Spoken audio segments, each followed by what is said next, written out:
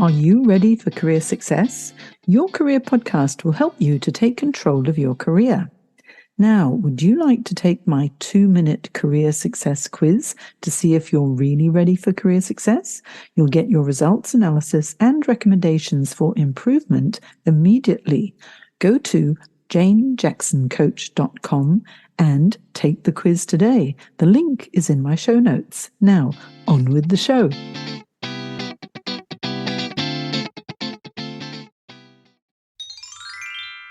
Welcome to episode 246 of Your Career Podcast.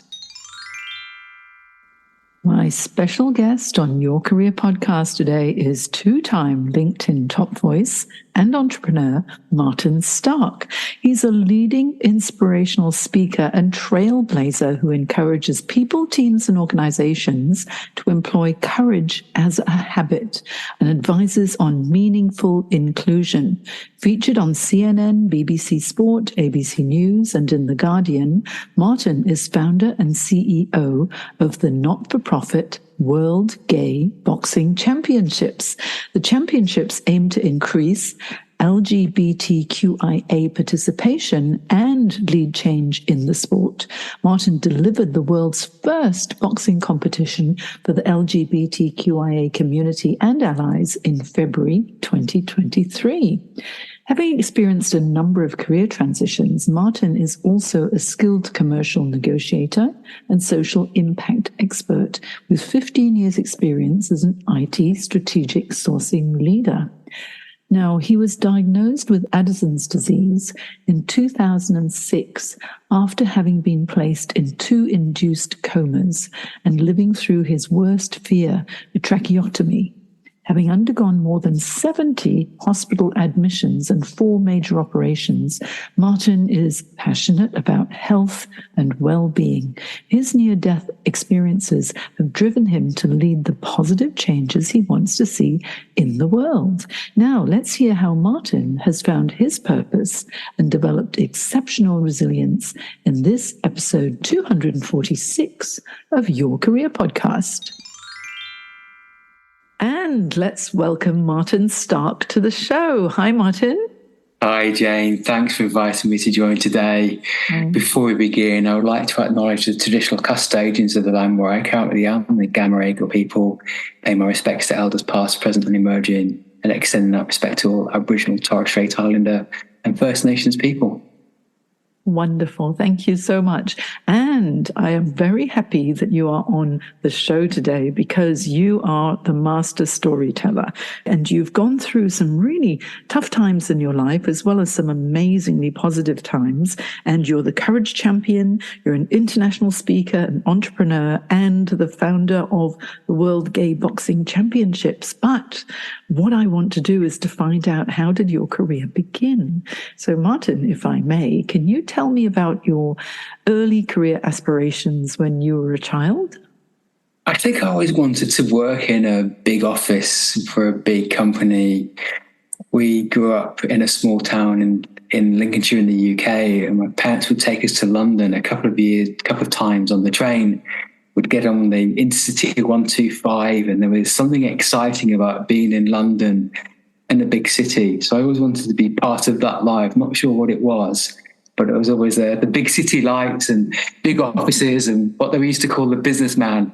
That's what I wanted to be. So that's... Actually, isn't it funny when we say businessman, it can be anything, can't it? But it sounds awfully important when you're little.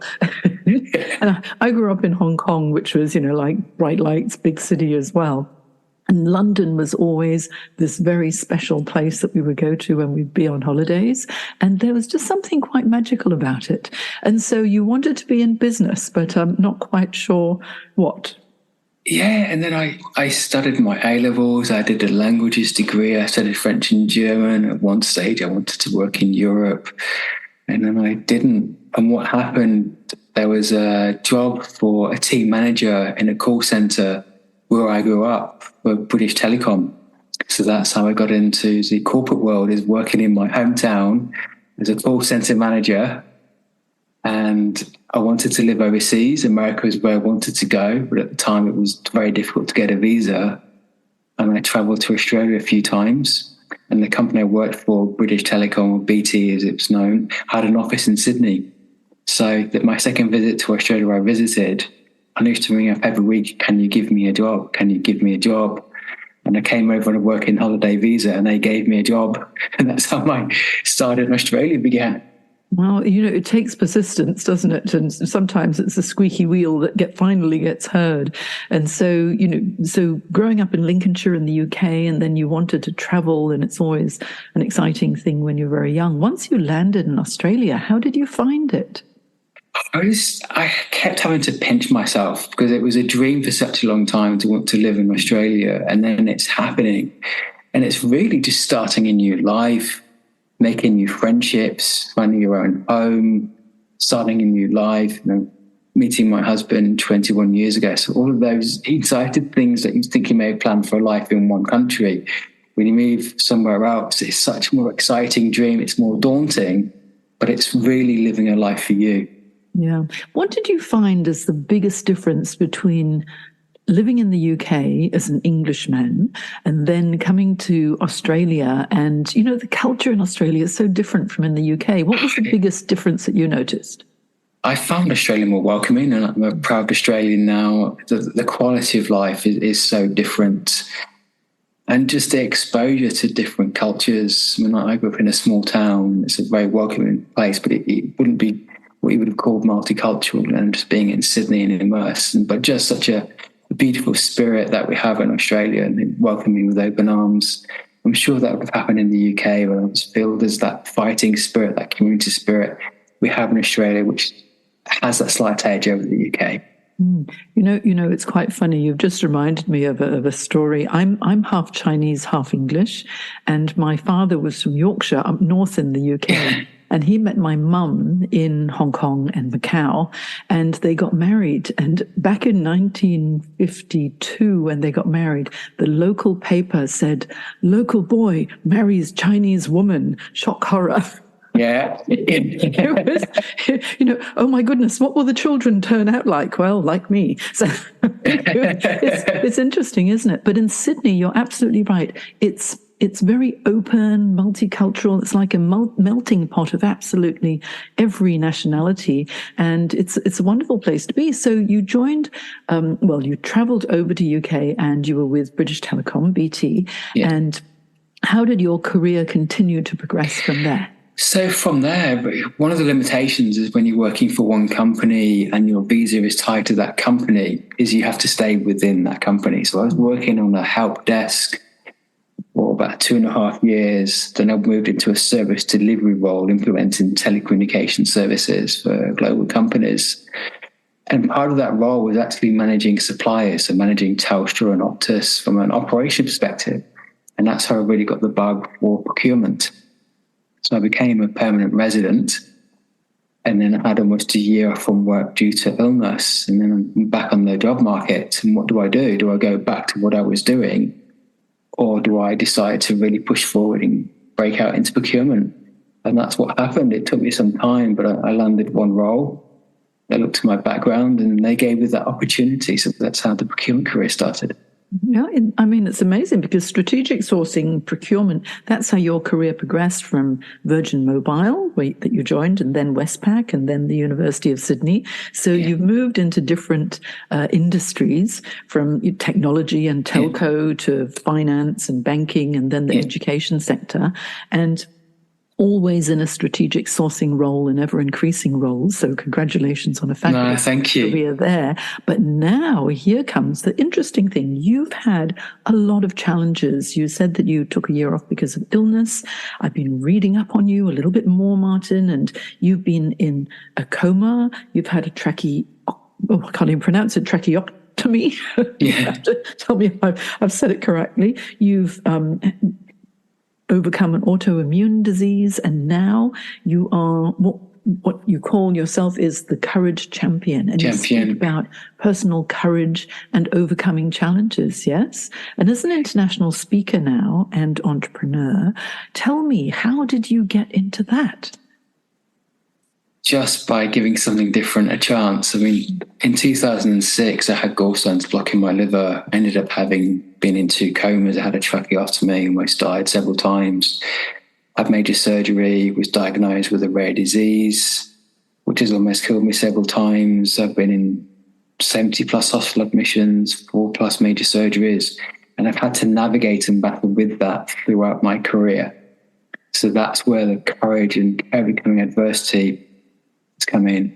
I took a bit of a sabbatical at the beginning of 2019. I've been almost 20 years in the corporate world, and I wanted to change.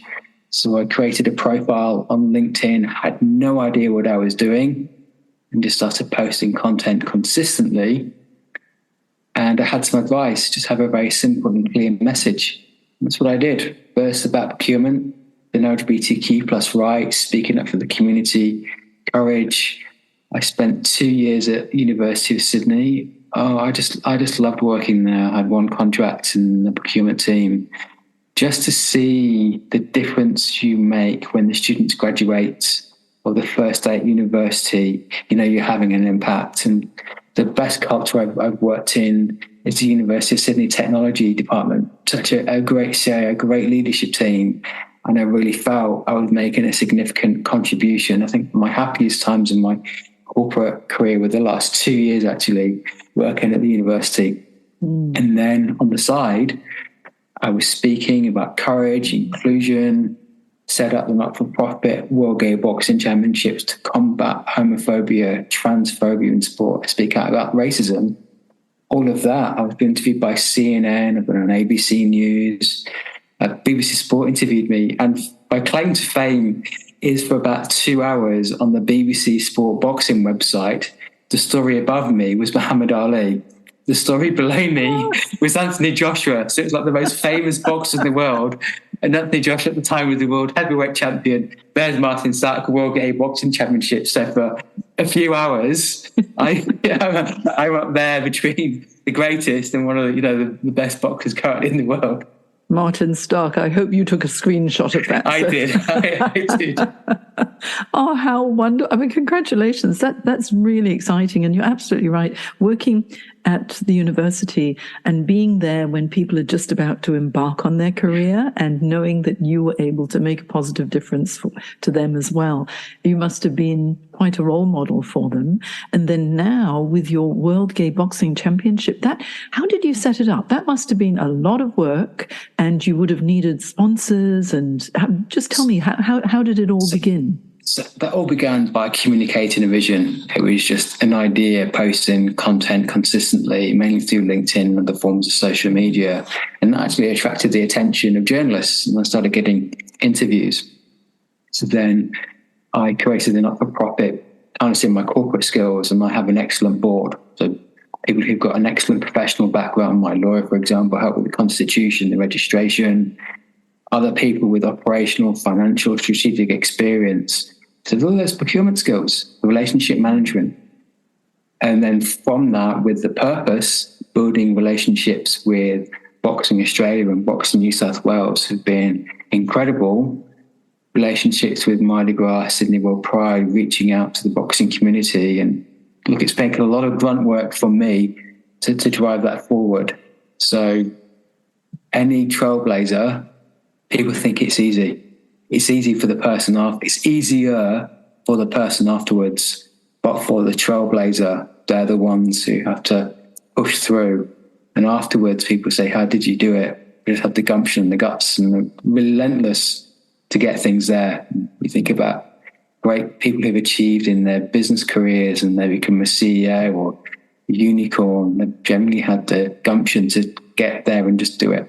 And also the vision too. You could see what was possible, yes? And you thought, well, if no one else is doing it, I'm going to do it. So having that passion and purpose, but also you mentioned using LinkedIn and also leveraging your network, which is so important. Now, we met on a LinkedIn creators webinar.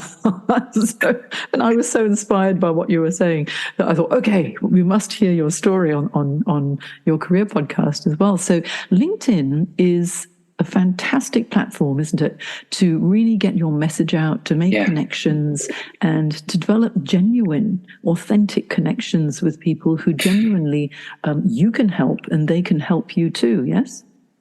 Significantly. Just the opportunities that have come my way. I use the strategy of attraction marketing. I want people to come into me through my content. And that's how speaking gigs, opportunities, my network is now. I have more people wanting to connect with me than me reaching out to other people. And it's just opened up a whole wealth of opportunities, but also great friendships. People have been able to speak with, events I've spoken at virtually during lockdown have mainly come about through me being on LinkedIn and being found there. And you remember a number of years ago, pre-COVID, we met at a LinkedIn Local networking event, and it was all, the whole premise of LinkedIn Local was you meet online on LinkedIn, but everyone's got their persona. Okay, you've got your LinkedIn profile, and you're putting yourself in the best possible light, but then taking that connection, once you have connected to someone online, taking it offline and meeting face to face makes such a difference, doesn't it, when you actually get to eyeball someone? A huge difference. I'm a big advocate of take those conversations online, offline, meeting somebody for coffee, taking that forward. You may apply for a job on LinkedIn, but are you interviewed on LinkedIn? Does your contract come through LinkedIn? Does your email address come through LinkedIn? No, it doesn't. It's that vehicle to connect with the recruitment company or the company wanting to hire you, or them approaching you. From there, you expand. And that's the beauty of the platform and human behavior. Yeah. Interesting. You're talking about attraction marketing, which is so true, because one thing that I always like to say to my career coaching clients is, don't go chasing for opportunities. Attract the opportunities from your target market. And in order to be able to do that, you need to really showcase what your expertise is. And what would you say, what is your content strategy when you're on LinkedIn? So my content strategy is just have a very simple, clear message and post consistently. And that's what you will become known for, respected, and really become the trusted authority. So I'm a LinkedIn 2-time top voice. And I didn't approach people to say, please, I want to be a top voice. I was seen from my content and approach, would you consider joining us on this list this year? And that's happened to me twice. Had I not been posting content about courage, LGBTQ plus sport, if I've been posting about today I went to the beach, yesterday I went for a walk with my dog, today I'm having coffee with my friends, I may have had the same number of followers and connections of, we'll meet for coffee, but I was known for something and the expertise came through there. I'll give an example. I thought writing was a weakness, and I got a grade C in English. So I literally, like, the base level pass in GCSE English. It's what we needed to get to university. I started writing articles on LinkedIn, and a few months later, I'm publishing articles for Sourcing Industry Group. They're a prestigious procurement organization. And I wrote 4 articles, and one of those articles is one of the top read articles of 2020. So what I thought was something I wasn't very good at was actually a strength of mine, but I didn't realize that. And then people noticed me for my writing. Too many people have self-limiting beliefs. Yeah. And they think, I need to be perfect before I can do something. Yeah. But, if you don't give it a go, you never really know, do you? And if you've got something to say, like you have such a powerful message, because you're an advocate of so many people, that if you've got something to say and it's going to help someone, why keep it a secret? You get it out there, and then you have your niche and it resonates with people, and then they start to follow you and send you direct messages or reach out to you to connect. Then you know that you've really touched a nerve and it's making a positive difference. If you think that 5% of people who see your post are either commenting or a reaction, like a like or a love, that's what your direct impact is. If you think it that way, you're limiting, because 95% of people will not engage or comment, but they will see. And if you're doing that consistently, My procurement background is, the customer buying journey, awareness, consideration, decision, retention, advocacy. You need to be aware of something to consider it, and then you make a decision who you're going to go for.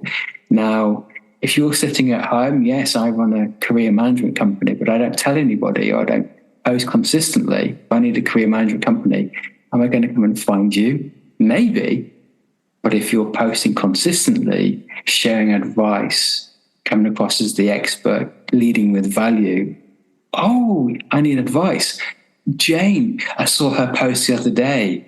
I read her article a few weeks ago. Jane is the person who I'm going to reach out to. And this is what everybody needs to do in order to position themselves as an expert in their field, whether you're a job seeker or you're building your business, or whether you've got a message and you want everybody to know about the gay boxing world championship as well. Yes. So now, as the CEO of this, that's a lot of work. Okay. And so now you've got skills. You've got your Bachelor of Arts in Literature and Languages, so you're qualified in that area. You've got this amazing sourcing and procurement background. You've worked in technology and banking and education, and now you're an entrepreneur and international speaker. As a CEO, you need many different skill sets in order to make this happen, yes? Yeah. What would you say are your key strengths that you bring to this role? My courage and vision, plus all of the commercial and operational experience, also understanding where the gaps are and the relationships to fill those gaps, to move things, but also to inspire others. That's what I see. It sounds like all of the experiences you've had since you were a child, in Lincolnshire in the UK, and the challenges you've experienced and the transitions that you've had and the health issues and overcoming everything and moving into a new culture and different country, it's all come full circle, hasn't it? So that you've been able to pull all those experiences together to be the person that you are today. I mean, growing up in the UK, and the UK is still very much a class-based system when it comes to wealth, when it comes to power. One of the key issues when we look at is social inequities, never mind, people experience racism, homophobia, and there are people just because of their economic background are denied access to certain schools, certain universities, certain facilities. And it's the people who push through to get to that success, want to make things better for the next generation. And really, I think that's what I've for whatever I've had to work with. When I've been in a coma, when I'm facing death again, or I've been here before, I've survived. So I have to use what I have to make the best of the situation, but make that situation better. There's a real, sometimes people have a sense of entitlement. So I should have this, but why? Because of. And there's the person next to you. I've worked hard for this and I'm getting the benefit from my hard work. Those are the people I want to spend more time with a sense of entitlement. I want to be, okay, great, you have this, celebrate that. What can you do to transfer that privilege to make things better? I fundamentally believe when one person's uplifted, we all grow. I agree with you 100%. Yeah. How do you do it, Martin? How do you tap into that courage when times are really tough? I use a strategy called the courage bank. When you go for a job interview, there's the situation, task, action, result. Tell me a time when. Give me a scenario when. We've all been through experiences, and I use those experiences as a bit of a footprint, as a bit of a reflection point to overcome them. But I've got that innate, I've got a strong backbone, and I have that, I'm so resilient. Some things I avoid, I don't want to get involved in. If there's day-to-day politics, culture wars, I'm staying away from that, because I want to do is make an impact and say, this is the problem that exists in society, this is how we can solve that. You can either be complaining in the corner, or you can be getting on with solving the problem. The leaders say, this is the way. And that's what I want to be doing more of. Yeah. I think you're absolutely right. Try and be, or do your best to be, the solution to the problems that you've identified. And if you position yourself as a solution to whatever it might be within the community or within a business, then you're going to become the go-to person. It sounds like you've developed a high level of self-reliance and resilience, bouncing back when the times are tough as well. And that was hard. That was a very tough life lesson to learn. There have been times when perfectionism was there. If I didn't meet my own standard, I wasn't achieving, even though I was excelling. And that was the turnaround point, was the courage. And being that full time. Yeah. I think, you know what, done is better than perfect, and we'll never be perfect. We're always going to be learning and improving and getting better and better every day. And I feel that I'm getting better simply from talking to you. Likewise. It's so interesting to hear your story, and I can see why you're a very successful international speaker too, because your manner is warm and welcoming, and you're so humble with the way that you deliver your message as well. And yet you know that there's this inner strength and obviously courage that's there for you to really make an impact and instigate change in this world. And I think that's just it's something that really inspires me as well. So Martin, what would you say is the key message that you would like to leave our listeners with today? So I define courage as taking ownership of fear, venturing forward with confidence and resilience. Own the fear, move forward. Own the fear and move forward. Absolutely. And the fear, I'm just thinking back to when I was a little kid and there was, the monster under the bed and you'd be afraid to move. And then when you actually look under the bed and you face your fear in the face, you realize, oh, it's not as bad as I thought it was. I can do this. And so I love that. Thank you for leaving us with such a positive message about courage. And I would recommend that everybody follow Martin and all the content that he shares on LinkedIn too, because Martin has so many amazing messages. And we've got videos and audios and all sorts of messages from Martin on LinkedIn. And so any final words before I say goodbye? I could talk to you all day. I just wanted to say a big thank you. And it's been a pleasure chatting with you. We'll see each other on LinkedIn too. see you there. Bye now. Thank you, Martin. Bye.